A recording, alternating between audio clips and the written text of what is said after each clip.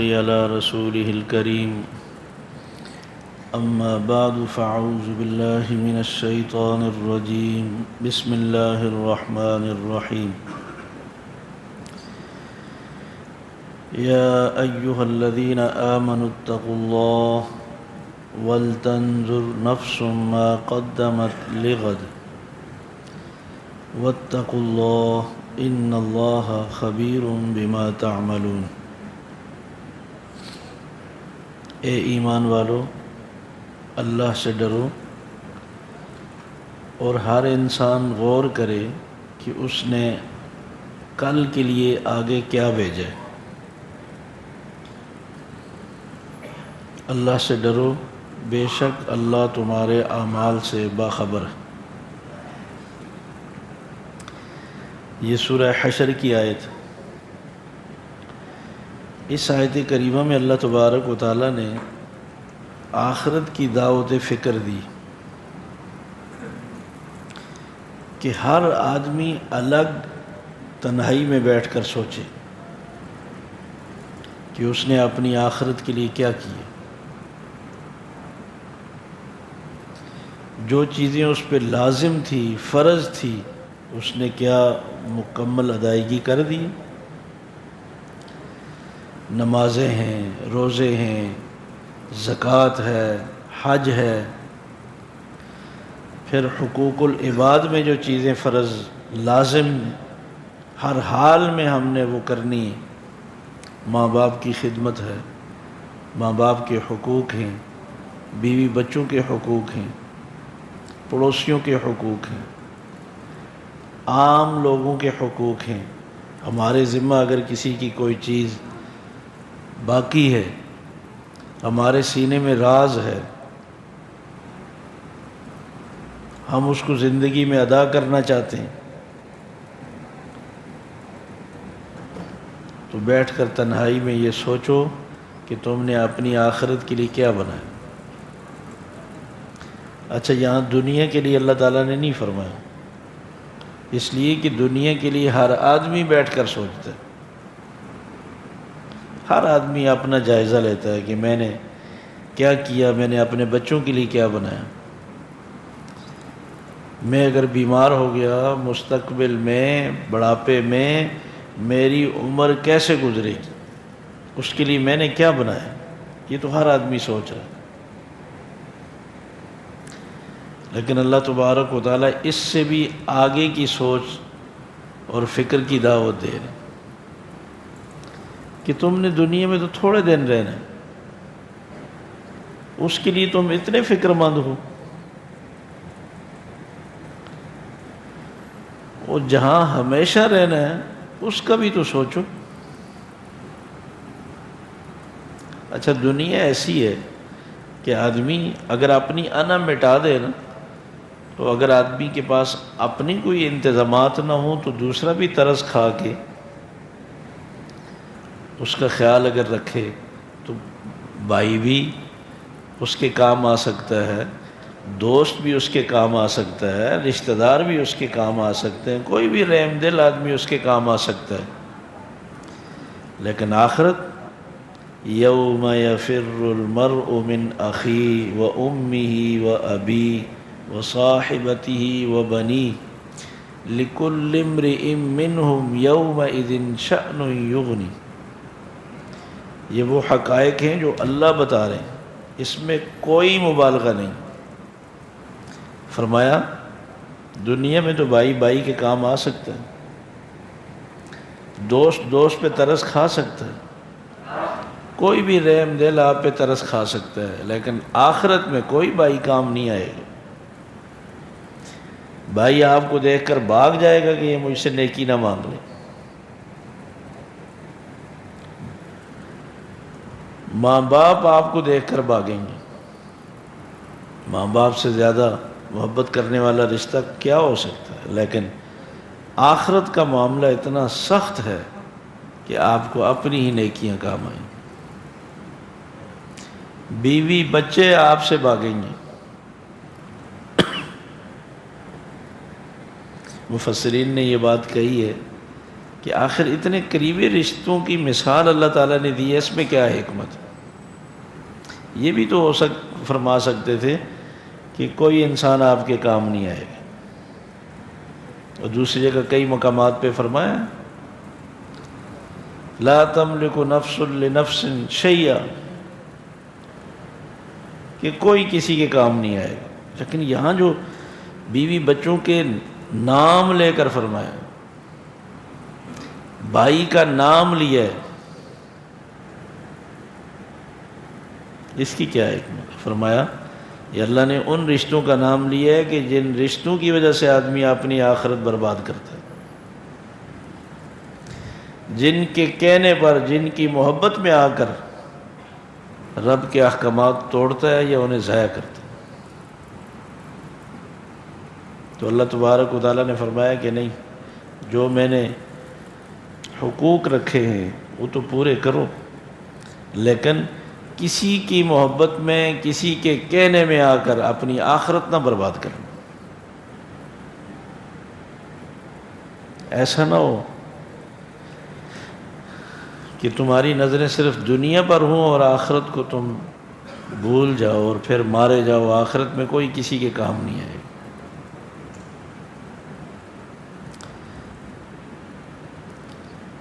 فرمایا کہ ہر آدمی کی کیفیت، ہر آدمی پر ایک خوف، ہر آدمی پر ایک ایسی حالت طاری ہوگی کہ وہ پھر کسی کو نہیں پوچھے گا. آخرت میں نفس نفسی کا عالم ہو.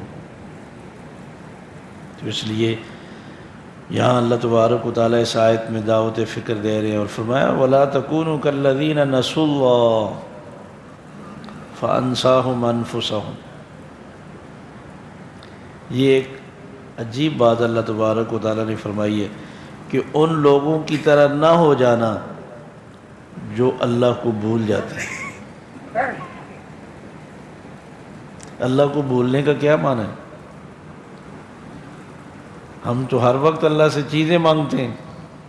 اللہ کو بھولنے کا معنی یہ ہے اللہ کے احکامات کو بھول جانا، اللہ کی ناراضگی کو بھول جانا، اس کو جو حساب دینا ہے اس کو بھول جانا. یہ تو ہر ایک کو پتہ ہے کہ اللہ سے روزی مانگیں، اللہ سے نوکری کا سوال کریں، اللہ سے صحت مانگیں، اللہ سے بچوں کا سوال کریں، اللہ سے گھر مانگیں. وہ اللہ دیتا ہے، کافروں کو بھی دیتا ہے، مسلمانوں کو بھی دیتا ہے. دنیا کی چیزیں اللہ تبارک و تعالیٰ سب کو دیتے ہیں. لیکن مسلمان کی خوبی، مسلمان کا کمال یہ ہے کہ مسلمان اللہ کے احکامات کا بھی خیال رکھتا ہے، اللہ کی ناراضگی کا بھی خیال رکھتا ہے کہ میرا رب مجھ سے ناراض نہ ہو. اچھا، اگر کوئی آدمی اللہ کو بھول جائے، فرمایا کہ جو اللہ کو بھول جاتے ہیں فَأَنْسَاهُمْ أَنفُسَهُمْ، پھر اللہ تبارک و تعالیٰ کیا سزا دیتے ہیں؟ پھر اللہ تبارک و تعالیٰ ان کو ان کی اپنی ذات سے بھی غافل کر دیتے ہیں. اگر میں اللہ کو بھول گیا تو میں اپنی ذات سے بھی غافل ہو جاؤں گا. کیا معنی؟ میں اپنی ذات سے بےایمانہ غافل ہو جاؤں گا کہ میں دنیا میں کس لیے آیا ہوں، مجھے کرنا کیا ہے،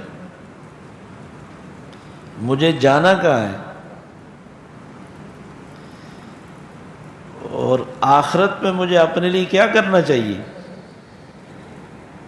یہ بالکل ایسی ہے جس طرح کہ آپ اپنے ملازم کو بازار بھیجیں کہ جاؤ یہ چیز لے آؤ، اور وہ کھیل تماشے میں کہیں مصروف ہو جائے، کھڑا ہو جائے، اس کو یہ یاد ہی نہ رہے کہ میں کیوں آیا تھا، کس چیز کے لیے مجھے بھیجا تھا،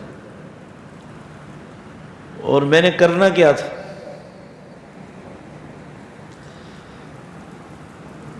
آپ دیکھتے رہے، انتظار کرتے رہے، جس کام کے لیے بھیجا تھا وہ ٹائم ختم ہو گیا، اب وہ آیا ایسے ہی، وہ تو بھول چکے ہیں، وہ کام بھی نہیں کیا. آپ پوچھیں کہ وہ کام کیے، وہ ایسے ہاتھ مارے کہ مجھے تو یاد ہی نہیں رہا. وہ بھائی تمہیں بھیجا کس لیے تھا؟ میں تو بھول گیا۔ اچھا تم تھے کہاں اتنی دیر؟ وہ تو ایک جگہ تماشا لگا ہوا تھا، میں وہاں کھڑا رہا۔ اس کو کیا کہیں گے؟ جاؤ بیٹا اندر اے سی کھول کے بیٹھ جاؤ۔ اس کو کہے کہ جاؤ تماشے جہاں دیکھ رہے تھے نا وہاں ہی جاؤ۔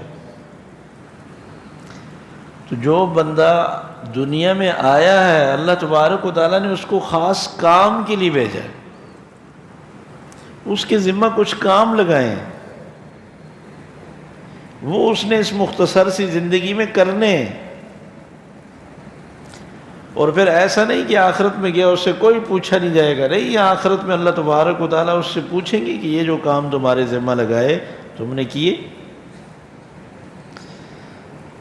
تم نے ماں باپ کے حقوق پورے کیے؟ تمہارے ذمہ بیوی بچوں کے حقوق تھے تم نے پورے کیے؟ تمہارے ذمہ یہ احکامات فرائض لازم تھے تم نے ادا کیے؟ اور ہر چیز میں اگر بندہ کہے کہ مجھے تو یاد ہی نہیں، مجھے تو خیال ہی نہیں رہا، اور اللہ تبارک و تعالیٰ فرماتے ہیں بار بار یاد دہانی کرا رہے ہیں، انما الحیات الدنیا لہو و لعب، دیکھو یہ دنیا کی زندگی کھیل اور تماشا ہے، کہیں ایسا نہ ہو اس کھیل اور تماشے میں تم اپنا کام بھول جاؤ، اس کھیل اور تماشے میں تم اپنی ذمہ داریاں بھول جاؤ، تمہیں یاد ہی نہ رہے کہ ہم کیوں آئے تھے، کرنا کیا ہے۔ وَإِنَّ الدَّارَ الْآخِرَةَ لَهِيَ الْحَيَوَانِ، فرمایا اصل زندگی آخرت کی ہے، اس نقلی زندگی پہ کہیں تم ساری توانائیاں نہ ضائع کر دینا۔ لَوْ كَانُوا يَعْلَمُونَ، فرمایا کاش لوگ اس بات کو سمجھیں کہ ہماری اصل زندگی کون سی ہے۔ یہ جو میں اللہ تبارک و تعالیٰ ایک 60 سال 70 سال 80 سال کی عمر عطا کرتے ہیں، یہ اس زندگی کے لیے دیتے ہیں، دنیا کی زندگی بنانے کے لیے یہ عمر نہیں دی، یہ آخرت کو بنانے کے لیے دی۔ ہاں یہ اجازت ہے کہ تم اپنی دنیا میں رہتے ہوئے ضرورتیں پوری کرو، اسراف نہ کرنا، اس میں غرور اور تکبر نہ کرنا، اس میں گناہوں کی چیزوں پہ آپ اپنا ٹائم ضائع نہ کرنا، باقی آپ اپنی ضرورتیں پوری کرو۔ وہ جو تم ضرورتیں پوری کرنے پہ اپنا ٹائم لگاؤ گے نا، ہم اس کو بھی آخرت میں شمار کریں گے۔ وہ جو تم اپنی ضرورتوں کو پورا کرنے میں پیسہ خرچ کرو گے اس کو بھی ہم آخرت میں لگائیں گے۔ سبحان اللہ، کتنی مہربان ذات ہے۔ وہ جو تم اپنی زندگی کی باقی رہنے کے لیے بیوی بچوں کے لیے روزی کماؤ گے ہم اس کو بھی آخرت میں شمار کریں۔ اب حلال طریقے سے کاروبار کرنے والے پر بھی آخرت میں اجر و ثواب ہے، اس کی آخرت بھی بن رہی ہے۔ ماں باپ کی خدمت پر بھی اس کی آخرت بن رہی ہے۔ اس نے جائز ضرورت کی حد تک جو مکان بنایا یہ بھی اس کی آخرت بن رہی ہے۔ اس نے اپنی سواری جو رکھی ہے دنیاوی ضرورتوں کے لیے اور ساتھ اس نے نیت کی ہوئی ہے کہ میرا رب راضی ہوگا، یہ بھی اس کی آخرت بن رہی ہے۔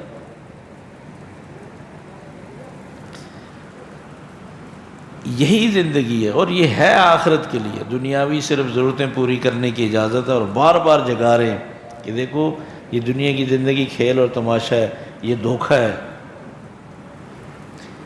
اور کہیں تمہیں دنیا کی زندگی دھوکے میں نہ ڈال دے۔ اور ساتھ فرمایا کہ دیکھو ان الشیطان لکم عدو ولا یغرنکم الحیات الدنیا ولا یغرنکم باللہ الغرور، یہ دنیا کی زندگی بھی تمہیں دھوکہ دے سکتی ہے اور یہ شیطان دھوکہ باز بھی تمہیں دھوکہ دے سکتا ہے، ہوشیار رہنا۔ صحیح بخاری کی ایک حدیث ہے، رسول اکرم صلی اللہ علیہ وسلم نے فرمایا مجھے تمہارے بارے میں فقر و فاقہ کا ڈر نہیں، مجھے ڈر ہے کہ کہیں تمہیں دولت نہ ملے اور اتنی دولت آئے کہ وہ دولت تمہیں آخرت سے غافل کر دے۔ وہ غافل کس طرح کرے گی؟ فرمایا تم سے پہلوں کو بھی جب دولت ملی نا وہ دولت کی وجہ سے پھر آپس میں ایک دوسرے کے مقابلے کرنے میں لگ گئی۔ جب آپس میں ایک دوسرے سے مقابلہ کرنے میں لگے تو وہ موت کو بھول گئے، آخرت کو بھول گئے، جائز ناجائز کو بھول گئے، حلال حرام کو بھول گئے۔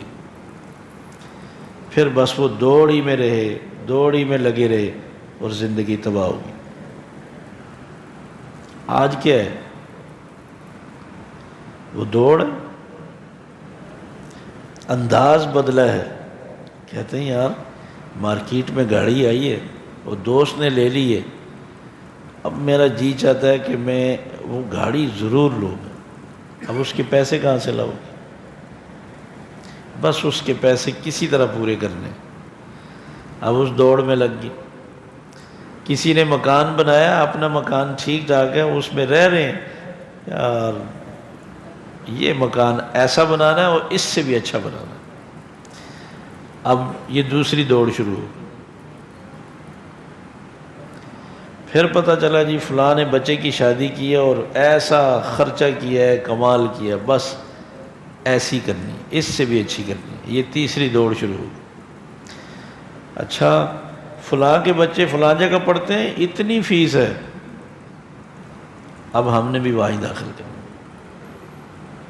یہ مختلف دوڑیں، آمدنی اتنی نہیں مگر ہم نے دوڑ لگانی ہے اس بندے کے ساتھ۔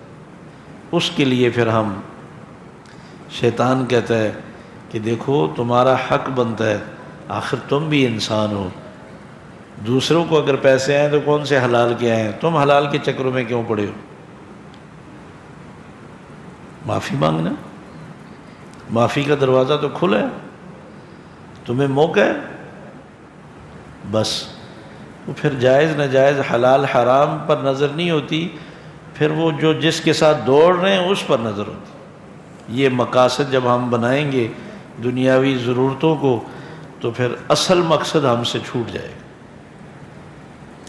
اور یہ بات آپ نے فرمائی کہ پہلی قوموں کے پاس جب دولت آئی وہ آپس میں ایک دوسرے سے مقابلے میں لگے، جب مقابلے میں لگے بس تباہ ہو۔ تو مجھے یہ خطرہ ہے کہ کہیں تمہیں بھی دولت ملے اور تم مقابلے میں نہ لگ جاؤ۔ حضرت عبداللہ ابن مبارک حدیث کے بڑے امام تھے، امام بخاری کی بھی استاد ہیں۔ وہ فرماتے ہیں کہ اللہ تعالیٰ نے ان کو دولت بھی بہت دی تھی، تجارت بھی کرتے تھے اور علم میں بھی میدان میں بہت آگے تھے۔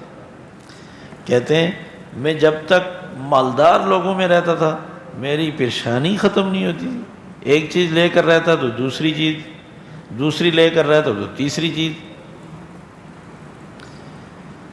میں نے پھر غریبوں میں رہنے کا فیصلہ کیا۔ کہتے ہیں اب اللہ کا شکر ہے ساری پریشانیاں ختم ہو گئی، جس طرف نظر پڑتی ہے میں کہتا ہوں اللہ کا شکر ہے، اس سے بھی اچھا، اس سے بھی اچھا، اس سے بھی اچھا، یا اللہ شکر ہے تیرا۔ پہلے جس پہ نظر پڑتی تھی کہتا تھا میں بہت پیچھے ہوں، ابھی بہت پیچھے ہوں۔ یہ سوچ کھا جاتی ہے۔ فرمایا الہاکم التکاثر حتی زرتم المقابر، تمہیں یہی ایک سوار ہو گئی سوچ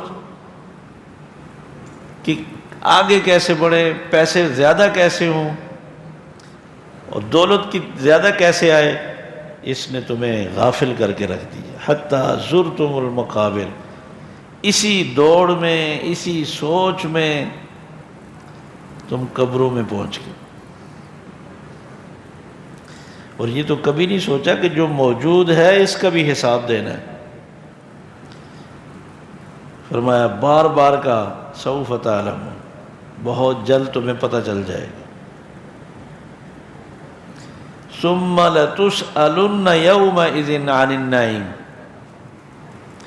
یہ تاکید کے الفاظ جب ایک سے زائد دفعہ اللہ تبارک و تعالیٰ استعمال کرتے ہیں نا پھر وہ قسم کے معنی پیدا ہو جاتے ہیں۔ اللہ کی قسم تم سے ہر ایک ایک نعمت کا سوال ہوگا۔ اب اگر ہم بیٹھے نا کاپی لے کر کہ میرے پاس جتنی نعمتیں ہیں، جتنی آسائشیں، ذرا میں حساب دوں نا، اپنے آپ کو دیں۔ اللہ کی عدالت میں تو مشکل ہے، آپ اپنے آپ کو نہیں دے سکتے۔ یہ میں نے کہاں سے کمایا، کہاں خرچ کیا، ذرا لگائیں حساب اپنی ساری جائیداد کا۔ اور میں نے اس کی زکوٰۃ دی ہے ہمیشہ، میں نے اپنے ماں باپ کے حقوق ادا کیے، میں نے لوگوں کے حقوق کا خیال رکھا، اس میں جن لوگوں سے میں نے خدمت لی ہے، جو مزدوری کروائی ہے، ان کا خیال رکھا۔ یہ اپنا حساب خود لے۔ آپ نے فرمایا یہ دل تمہیں فتویٰ دے گا، پھر تم صحیح ہو یا غلط ہو۔ یہ مفتی ہے، اس سے پوچھو، وہ صحیح جواب دیتا ہے۔ جیسے ہم کہتے ہیں نا کمپیوٹر صحیح جواب دیتا ہے، تو یہ دل بھی ایسے ہی اللہ نے ایک نظام بنایا۔ آپ 1000 دلائل پیش کریں، دل اندر سے بتا دیتا ہے وہ غلط ہو۔ 100 دفعہ کوئی کہے کہ میں سچ کہہ رہا ہوں، دل اندر سے کہتا ہے تم جھوٹ بولتے ہو۔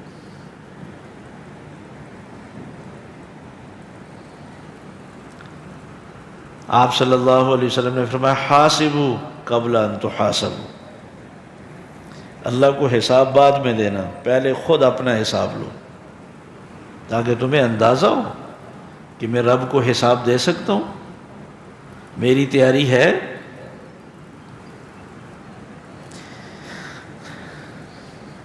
ایسا نہ ہو بغیر تیاری کے ہم اللہ کے سامنے پیش کر دیے جائیں اور سوچا ہو کہ بہت کچھ کرنا ہے، وہ کچھ بھی نہ کر سکے۔ اور رسول اکرم صلی اللہ علیہ وسلم نے فرمایا میری امت کی عمر 60 اور 70 سال کے بیچ میں ہوگی۔ آپ صلی اللہ علیہ وسلم کی اپنی عمر بھی 63 سال تھی، حضرت ابوبکر صدیق کی بھی رضی اللہ تعالیٰ عنہ کی 63 سال تھی، حضرت عمر کی بھی 63 سال تھی، حضرت علی رضی اللہ تعالیٰ عنہ کی بھی 63 سال تھی۔ صرف حضرت عثمان غنی رضی اللہ تعالیٰ عنہ کی عمر 85 سال تھی۔ آپ نے فرمایا بہت کم لوگ اس سے زیادہ عمر پائیں گے، میری امت کی اکثریت 60 اور 70 کے بیچ میں بس دنیا سے رخصت ہو جائے گی۔ اور آپ نے اگلی بات ارشاد فرمائی، فرمایا جس بندے کو 60 سال عمر ملی، یہ مکمل عمر ہے، قیامت کے دن وہ یہ نہیں کہہ سکتا اللہ سے کہ یا اللہ مجھے ٹائم کم ملا ہے۔ تو یہ جس کی عمر 60 70 سے زیادہ ہے، یہ بونس میں، وہ تو اللہ کا بار بار شکر ادا کریں، بار بار شکر ادا کریں کہ اللہ تبارک و تعالیٰ نے ان کو کتنا اضافی ٹائم دیا، اور یہ اللہ تبارک و تعالیٰ کی کتنی ایک اضافی حجت ہوگی۔ ویسے 60 سال کے لیے بھی پوری حجت ہے کہ یہ مکمل عمر ہے۔ اب ہم اپنا جائزہ لیں کہ مجھے اللہ تبارک و تعالیٰ نے جو ٹائم دیا ہے، جو موقع دیا ہے، میں نے اس میں تیاری کر لی، کتنی باقی؟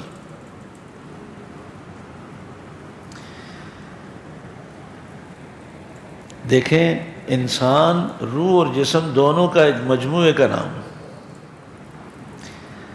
اصل انسان روح ہے، اصل انسان روح ہے۔ اللہ تبارک و تعالیٰ نے جسم ابھی نہیں بنایا تھا، روح سے معاہدے شروع ہو چکے تھے۔ اللہ تبارک و تعالیٰ فرماتے نا میں نے بنی آدم کی پشتوں سے ان کی روحیں نکالی، پھر ان سے میں نے معاہدہ کیا، عہد لیا، میں تمہارا رب نہیں ہوں؟ سب نے کہا بلا، کیوں نہیں، آپ ہمارے رب ہیں، ہم زندگی میں کبھی شرک نہیں کریں گے۔ ابھی جسم تو بنا ہی نہیں، عالم ارواح میں ہم نے اپنے رب سے عہد کیا، اور یہ جسم ختم ہو جائے گا، روح آخرت میں پہنچ جائے گی۔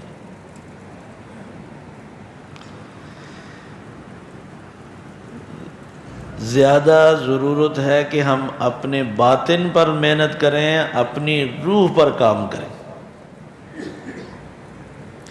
ہم تو سر سے لے کر پاؤں تک یہ جو جسم ہے ساری زندگی اسی کو بناتے سنوارتے رہتے ہیں، اسی کو پالتے رہتے ہیں، ہر زاویے سے دیکھتے ہیں کہ میں ادھر سے کیسے لگتا ہوں تو ایسے کیسے لگتا ہوں، میرے کپڑے ایسے ہونے چاہیے، میرے جوتے ایسے ہونے چاہیے، میرے بال ایسے ہونے چاہیے، اور میری یہ سٹائل ایسا ہونا چاہیے۔ اس سے تو کچھ نہیں بنتا۔ انسان کسی چیز کی جو ویلیو ہوتی ہے وہ پیکنگ سے تھوڑی ہوتی ہے، وہ تو اندر کی جو چیز ہے وہ ہے قیمتی. پیکنگ پہ تو ساری محنت نہیں ہوتی. انسان کی جو قیمت ہے وہ اس کی صفات اور خوبیوں کی وجہ سے. ظاہری جسم سفید ہے، کالا ہے، گورا ہے، جیسا کیسا ہے، اس پر تو اللہ تبارک و تعالیٰ نے فیصلے ہی نہیں کرنا. خوبصورت ہے، بدصورت ہے. ان اللہ لا ينظر الى صورکم واموالکم. اللہ تمہاری شکل و صورت کو نہیں دیکھتے، اللہ تمہارے مال و دولت کو نہیں دیکھتے کہ تم نے کپڑے کتنے قیمتی پہن رکھے، تمہارے جوتے کتنے قیمتی ہیں، یہ سوال نہیں ہے. تمہاری گاڑی کتنی قیمتی ہے، نہیں. مکان کتنا عالی شان ہے، نہیں، اس سے باس نہیں ہو، بالکل ایک نمبر بھی نہیں ہو. ہاں یہ چیزیں پکڑ کا ذریعہ ہو سکتی ہیں کہ حساب دینے میں پھنس جائیں. وَلَٰكِن يَنظُرُ إِلَىٰ قُلُوبِكُمْ وَأَعْمَالِكُمْ. صحیح مسلم کی حدیث ہے کہ رسول اکرم صلی اللہ علیہ وسلم نے فرمایا قیامت کے دن ایک بھاری بھرکم ایک عالی شان بندہ لایا جائے گا، ترازو میں جب اسے چڑھائیں گے مکھی کے پر جتنا بھی اس کا وزن نہیں ہوگا، اس لیے کہ اس کے کردار ہی کوئی نہیں ہے، اعمال ہی کوئی نہیں ہے. ساری زندگی وہ جسم ہی کو پالتا رہا، نہ اس نے ایمان بنایا، نہ اس کے اندر تقوی تھا، نہ اس کے اندر کردار تھا، نہ اعمال تھے، خالی.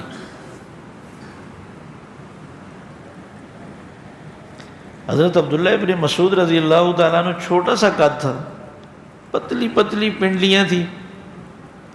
ایک دفعہ صحابہ آپس میں ہنس پڑے، مذاق کیا کسی نے کہ قیامت کے دن اگر بندے تولے گئے تو یہ عبداللہ ابن مسعود کا کیا وزن ہوگا. رسول اکرم صلی اللہ علیہ وسلم نے فرمایا عبداللہ ابن مسعود کی پنڈلیوں کو مت دیکھو، قیامت کے دن جب اللہ اس کو ترازو پہ ڈالیں گے یہ احد پہاڑ سے زیادہ وزنی ہوگی. وہ اس کی ظاہری پنڈلیوں کا وزن نہیں، اس کی کردار، اعمال، اخلاق کا وزن ہوگا.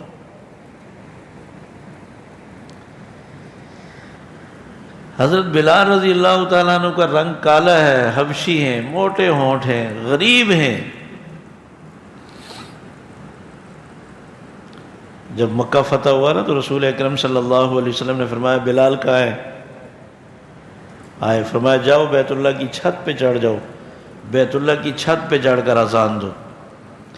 یہ اصل تو آپ صلی اللہ علیہ وسلم نے غرور کو مٹانا تھا کہ اس بلال کو گلیوں میں گھسیٹتے تھے، اس کو اپنی مجلس میں بیٹھنا گوارا نہیں کرتے تھے، قمیض پہننے کی اجازت نہیں تھی، کسی سواری پہ بیٹھنے کی اجازت نہیں تھی. یہ سارے سرداروں کا غرور آج خاک میں ملانا تھا کہ سرداری، مالداری، شکل و صورت، قوم قبیلے کو اللہ نہیں دیکھتے. حضرت بلال جب چھت پہ چڑھے نا،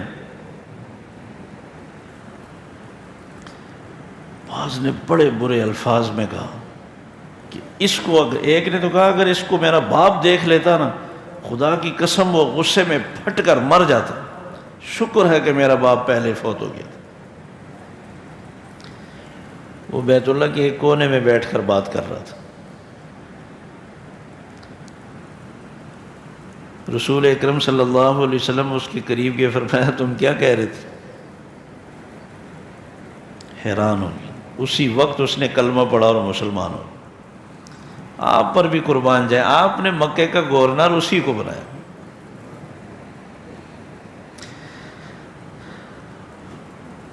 حضرت بلال کی ظاہری اگر چیزوں کو دیکھا جائے تو کچھ نہیں ہے، لیکن وزن جو تھا نا وہ حضرت بلال کے ایمان کا تھا، تقوی کا تھا، ان کی صفات کا تھا، ان کے اعمال کا تھا. اس لیے ہمیں اپنے باطن پہ غور کرنا چاہیے کہ میرے اندر کیا صفات ہیں، میرا ایمان کیسا ہے، میرا تقوی کیسا ہے، میرے اندر اخلاص کتنا ہے، میرے اندر ہمدردی کا جذبہ کتنا ہے، سخاوت کا جذبہ کیا ہے. سخاوت کوئی پیسے تقسیم کرنے کا نام تو نہیں ہے، سخاوت دوسروں کے لیے اچھے جذبات رکھنے کا نام ہے. رسول اکرم صلی اللہ علیہ وسلم سب سے زیادہ سخی تھے. حالانکہ سب سے زیادہ غربت میں تھے، مگر آپ نے ساری امت کے لیے رو رو کر دعائیں مانگی، اپنے دشمنوں کے لیے بھی دعائیں مانگی کہ یا اللہ ان کی شکلیں نہ بگاڑنا، یا اللہ ان پر عذاب نہ بھیجنا۔ کتنی محبت، کتنی ہمدردی ساری امت کے لیے تھی، یہی تو سخاوت تھی آپ کی۔ پھر آپ نے کتنے نصیحتیں فرمائی، کتنے آپ نے علوم بکھیرے، یہ آپ کی سخاوت ہی تو تھی۔ ایک معلم ساری زندگی علم تقسیم کرتا ہے، یہ اس کی سخاوت ہی تو ہے۔ ایک ڈاکٹر اگر صحیح جذبے کے ساتھ لوگوں کا علاج کرے، خدمت کرے، یہ اس کی سخاوت ہی تو ہے۔ تو ہمیں اپنے ظاہری جسم سے زیادہ اپنے باطن پر محنت کرنی چاہیے، ہمیں اس پہ نظر ہونی چاہیے کہ میری چہرے پر اگر کوئی دبا ہو تو ہم تو گھر سے باہر نہیں نکلتے، کپڑوں پر دبا ہو تو ہم سوال ہی پیدا نہیں ہوتا کسی تقریب میں جائیں۔ تو میری زندگی میں اگر یہ گناہوں کے دبے ہیں تو ہم ایسے ہی بے فکر پھر رہے ہیں، ہمیں تو معافی مانگنی چاہیے، اس دبے کو مٹائیں۔ رسول اکرم صلی اللہ علیہ وسلم نے فرمایا بندہ جب گناہ کرتا ہے تو سیاہ دبا لگتا ہے باطن پہ، توبہ کرے صاف ہو جاتا ہے۔ اگر توبہ نہیں کرے گا دوسرے گناہ پہ دوسرا دبا، تیسرے پہ تیسرا دبا، چوتھے پہ چوتھا دبا، لگتے لگتے فرمایا کہ بالکل سیاہ ہو جاتا ہے۔ آپ اگر دیکھیں کہ وہ سیاہی کیسی ہوگی، حجر اسود کو دیکھ لیں۔ آپ نے فرمایا جب جنت سے آیا تو دودھ کی طرح سفید تھا یہ پتھر۔ یہ لوگوں کے بوسہ دینے سے، ہاتھ لگانے سے، لوگوں کے گناہ چونکہ جذب ہوتے ہوتے ہوتے آج کالا سیاہ ہو گیا۔ گناہوں کے دبے ایسے ہوتے۔ اگر حجر اسود اتنا کالا ہے تو پھر ہمارے دل کا کیا حال ہوگا؟ شکر ہے اس مالک کا کہ پھر بھی اللہ نے ایک صفائی کا ایک طریقہ رکھا ہے، توبہ اور استغفار۔ وہ کون سا کیمیکل ہے جو اس سیاہی کو صاف کر کے رکھ دے؟ وہ آنسو جو آنکھ سے گرنے والے ہیں نا، یہ ایسا کیمیکل ہے، یا پھر شہید کے جسم سے بہنے والے خون کے قطرے ایسے ہیں جو اس کو صاف کر کے رکھ دیتے۔ آپ نے فرمایا 2 قطرے گرم اللہ کے ہاں بڑے قیمتی ہیں، ایک شہید کے جسم سے ٹپکنے والا خون اور دوسرا اللہ کے خوف سے رونے والی آنکھ کا آنسو، یہ سارے گناہوں کو صاف کر دیتے۔ تو اللہ تبارک و تعالیٰ نے فرمایا لا یستوی اصحاب النار و اصحاب الجنہ۔ دیکھو آخرت کی تیاری کرنے والے، آخرت کے لیے ہر وقت کوشاں رہنے والے، فکر مند رہنے والے، حلال حرام کی تمیز کرنے والے، جائز ناجائز کا خیال رکھنے والے، اللہ اور لوگوں کے حقوق کو ادا کرنے والے اور لاپرواہی کی زندگی گزارنے والے کبھی برابر نہیں ہو سکتے۔ اصحاب الجنت هم الفائزون، جنت والے ہی کامیاب، اس سے بڑی کامیابی کوئی نہیں ہے۔ کامیاب زندگی یہ نہیں کہ دنیا میں ہماری واہ واہ مچ جائے، لوگ ہمیں کہیں کہ بہت کامیاب، نہیں۔ کامیاب شخص وہ ہے فمن زحزح عن النار وادخل الجنت فقد فاز، جسے جہنم سے دور کر دیا گیا، جنت میں داخل کیا گیا، فرمایا یہ ہے کامیاب۔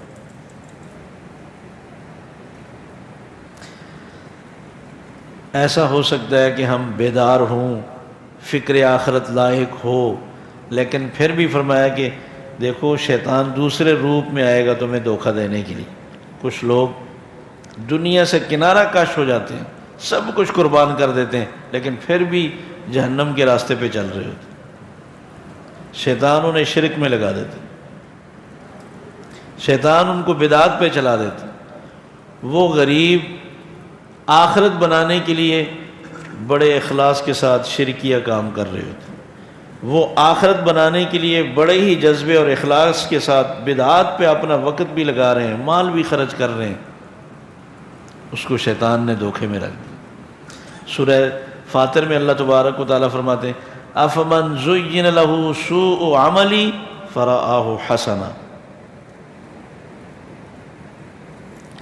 کہ شیطان سوء عملی، برے کاموں کو اتنا خوبصورت بنا دیتا ہے اس کی نگاہوں میں، فرآہ حسنا، وہ بندہ اس کو گناہ نہیں سمجھتا، اس کو نیکی سمجھ کر رہا ہوتا۔ یہ اور بڑا خطرناک دھوکہ ہے۔ ایک تو گناہگار گناہ کرتا ہے نا، اس کو پتہ ہوتا ہے کہ یہ گناہ ہے، وہ ہر وقت سوچتا ہے کہ کبھی میں چھوڑوں گا، اس پہ معافی مانگوں گا، لیکن یہ دھوکہ زیادہ خطرناک ہے کہ جو انسان نیکی سمجھ کر شرک کر رہا ہو، سنت سمجھ کر بدعات پہ چل رہا ہو، وہ تو کبھی توبہ نہیں کرتا، وہ کہتا ہے کہ میں مر جاؤں گا اس کے خلاف نہیں سنوں گا، اور میں زندگی میں یہ کام نہیں چھوڑوں گا۔ اس لیے فرمایا شیطان دھوکہ باز کی تمہیں دھوکہ نہ دے دے۔ اچھا، اس دھوکے سے نکلنے کا کیا طریقہ ہے؟ اسی سورہ حشر میں اللہ تبارک و تعالیٰ نے شیطان کے اس دھوکے کا ذکر فرمایا کہ دیکھو، کمثل الشیطان اذ قال للانسان اکفر، شیطان انسان سے کفر کراتا ہے مختلف انداز سے، فلما کفر قال انی بریء منک، جب انسان کفر کر جاتا ہے تو شیطان کہتا ہے جاؤ اب میرا تم سے کوئی تعلق نہیں، انی بریء منک انی اخاف اللہ رب العالمین، مجھے اس رب کا ڈر ہے۔ شیطان سب حقائق سمجھتا ہے، وہ بندے سے کفر کرا کے الگ ہو جاتا ہے۔ اور سورہ ابراہیم میں فرمایا کہ وقال الشیطان لما قضی الامر ان اللہ وعدکم وعد الحق ووعدتکم فاخلفتکم، شیطان قیامت کے دن جب لوگ غصے ہوں گے کہ تو نے مروا دیا، ہماری آخرت برباد کر دی، یہ کیا تم نے ہمیں دھوکے دیے کہ اس پہ اتنی بخشش ہے، اس پہ اتنی بخشش ہے، یہ تو مارے گئے، تو یہ شرک ہے، یہ تو بدعات تھی۔ شیطان کہے گا ان اللہ وعدکم وعد الحق ووعدتکم فاخلفتکم، رب نے تم سے سچے وعدے کیے تھے، تم نے ان پہ کیوں نہیں عمل کیا؟ میں نے تو جھوٹا وعدہ کیا تھا، تم نے کیوں مانا؟ ما کان لی علیکم من سلطان الا ان دعوتکم فاستجبتم لی، میں نے کوئی کام زبردستی کروایا؟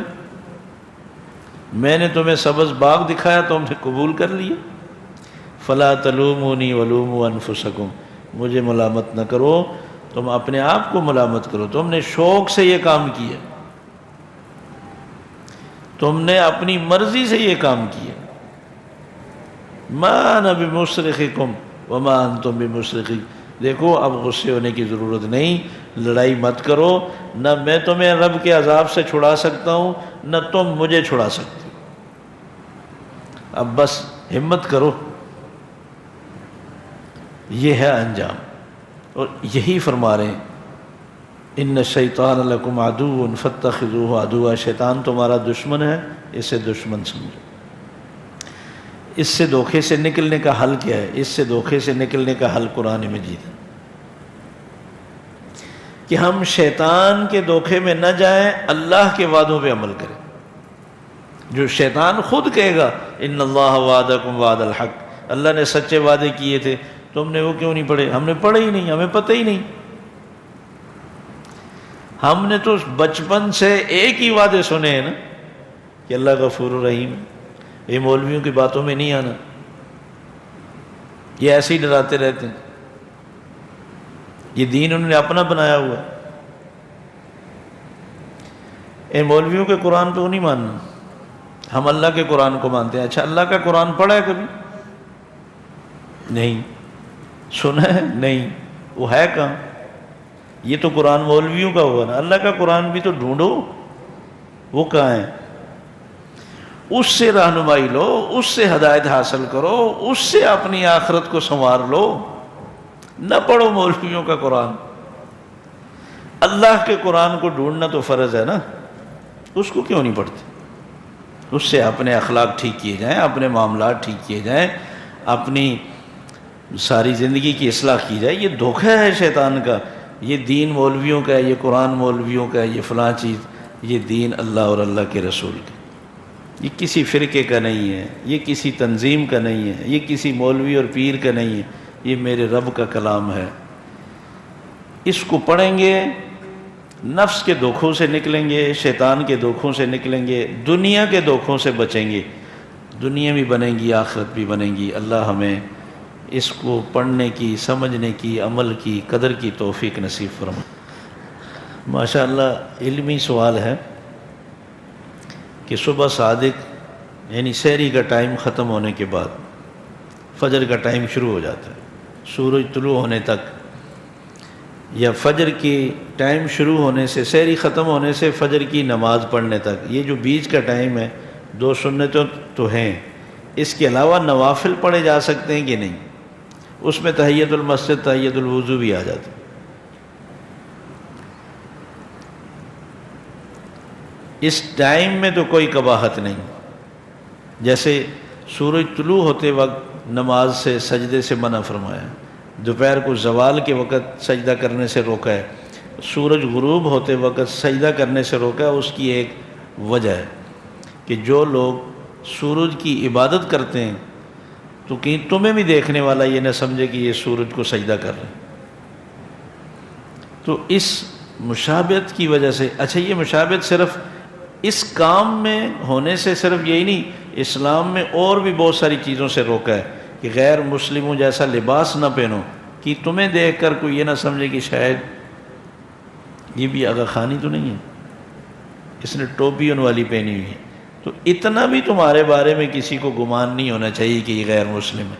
حتیٰ کہ آپ نے ایک موقع پر فرمایا، صحیح بخاری میں آتا ہے کہ دیکھو یہود و نصارہ کی داڑھیاں سفید ہوتی ہیں، تو تمہاری داڑھی بھی سفید ہے، تو کہیں تمہارے بارے میں کوئی یہ نہ سوچے، پوچھے تم مسلمان ہو تو تم اس کو رنگ لگایا کرو تاکہ فرق ہو جائے۔ تو اب تو ہمارے معاشرے میں یہود و نصارہ داڑھیاں رکھتے ہی نہیں، تو اب سفید میں وہ شک و شبہ والی بات نہیں، تو رنگ لگانا بھی صحیح ہے اور سفید بھی صحیح ہے۔ میں یہ بتانا چاہ رہا تھا کہ مشابہت سے بچایا آپ نے حکم دیا۔ یہ صبح صادق کا ٹائم فی نفسی، اس میں کوئی قباحت نہیں۔ شافعی مسلک میں یہ ہے کہ آپ وضو کیا تو تحیۃ الوضو پڑھیں، مسجد میں داخل ہوئے تو تحیۃ المسجد پڑھیں۔ امام ابو حنیفہ رحمہ اللہ تعالیٰ کا فتویٰ یہ ہے، وہ فرماتے ہیں کہ دیکھو ہمیں اطاعت رسول کا حکم، رسول اکرم صلی اللہ علیہ وسلم کی جو زندگی ہے، جو آپ کی ترتیب ہے، اس کو دیکھیں، آپ نے اس موقع پر کیا کی ہے عبادت۔ تو رسول اکرم صلی اللہ علیہ وسلم ہمیشہ رات کو تہجد پڑھتے، آخری ٹائم لیٹ جاتے، حضرت بلال رضی اللہ تعالیٰ عنہ اذان دیتے،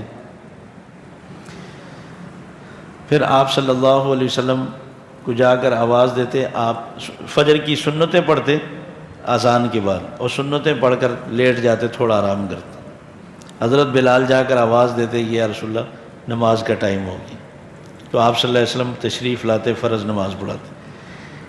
یہ اذان اور نماز کے درمیان میں صرف 2 سنتیں آپ نے ہمیشہ پڑھی ہیں، آپ نے اس میں اور کوئی نوافل نہیں پڑھے۔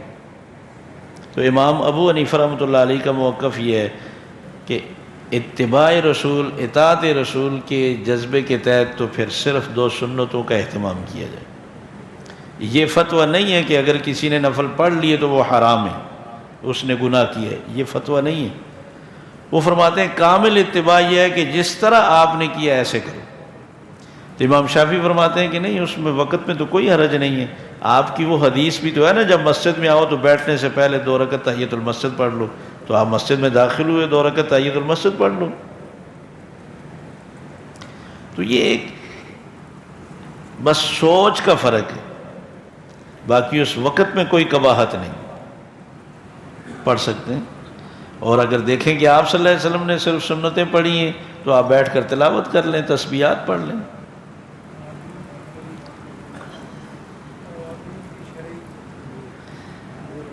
اوابین، دوسرا سوال یہ ہے کہ اوابین پہلا تو یہ ہے کہ اوابین کہتے کون سی نماز کو ہے؟ حدیث میں اوابین چاشت کی نماز کو کہا گیا، جو سورج تپش آ جائے تو پھر یعنی 9 بجے کے بعد جو سورج جو تپش ہو جاتی ہے تو پھر اس کے بعد جو نماز پڑھی جاتی ہے چاشت کے ٹائم میں، وہ چاشت کی نماز ہے۔ چاشت تو عربی کا لفظ نہیں ہے، فارسی کا لفظ ہے۔ عربی میں اس کو اوابین فرمایا آپ صلی اللہ علیہ وسلم نے، اور وہ 2 رکعت سے لے کر 8 رکعت 12 رکعت ہو سکتی ہیں۔ آپ صلی اللہ علیہ وسلم نے فتح مکہ کے دن 8 رکعت پڑھی، 2 رکعت بھی۔ اما عائشہ صدیقہ رضی اللہ تعالیٰ عنہ کی روایت ہے صحیح بخاری میں، اکثر آپ 4 پڑھتے تھے۔ اور مغرب کے بعد جو نفل پڑھے جاتے ہیں 6، عوام میں اوابین اس کو کہا جاتا ہے، اور حدیث میں اوابین اس کو کہا گیا ہے چاشت کی نماز۔ تو یہ جو اوابین مغرب کے بعد پڑھے جاتے ہیں یہ بھی صحیح ہیں اور سنت ہے کہ مغرب کے بعد جو 6 رکعت پڑھے گا اس کو 12 سال کی عبادت کا ثواب ملے گا۔ تو اس لیے کچھ لوگ اوابین اس کو چاشت کو کہتے ہیں، ٹھیک ہے، سنت کے مطابق وہی اوابین ہے۔ عوام میں اوابین مشہور جو ہے وہ مغرب کے بعد کے نوافل ہیں، تو ہے نام اس کا کوئی بھی ہو لیکن اس کی ایک فضیلت ہے، ثواب ہے۔